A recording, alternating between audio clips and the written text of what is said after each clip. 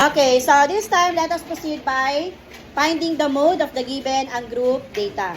Okay, so again, when we say mode, it is the measure or value which occurs most frequently in a set of data. Class, again, when we say most frequently, ito yung pinaka madalas makita or pinaka maraming data na naulit.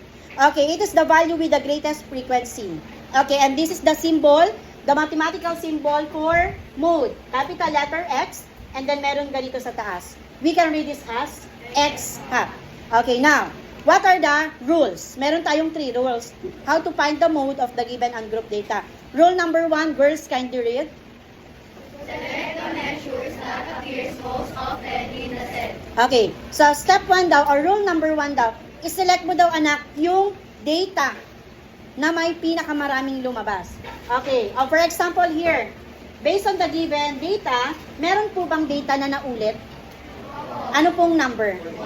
415. Therefore, 415 is the mode of the given situation. Do you understand? That is the first rule. Second rule, boys, kindly read. If 2 or more measures appear the same number of times, then each of these values is mode. Okay. So, meaning class, if 2 or more.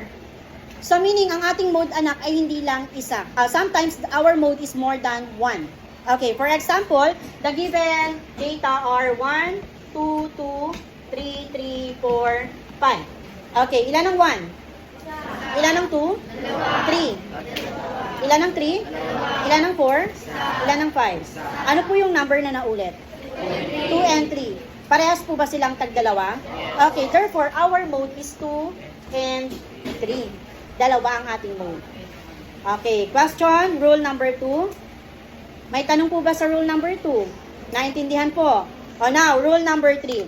If every measure appears the same of times, then the set of data has no mode.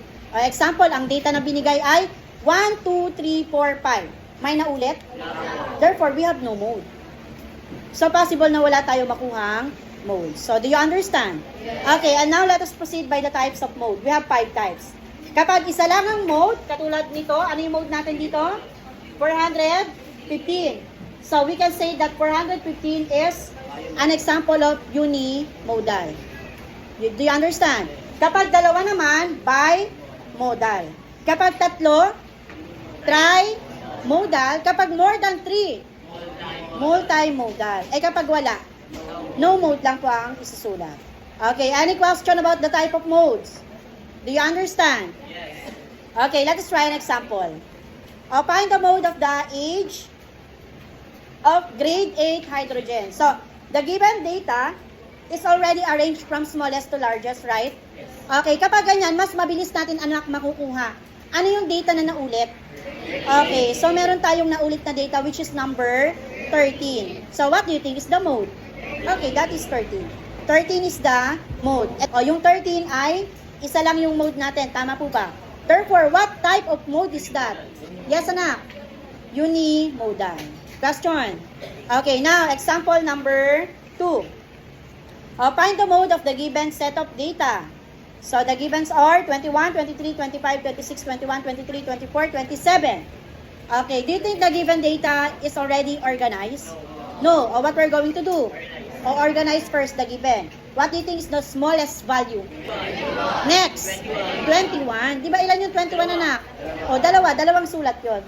21, 21, what's next? 23, 23, 24, 25, 26, 27. Always arrange para mas mabilis makuha. Then, after mo ma-arrange, ano nang next step? Identify mo na. What is the most frequently? 21 and 23. There's anak, what is the mode? Very good. 21 and 23. And what type of mode is that? Yes, Kanisa? Very good. That is bimodal.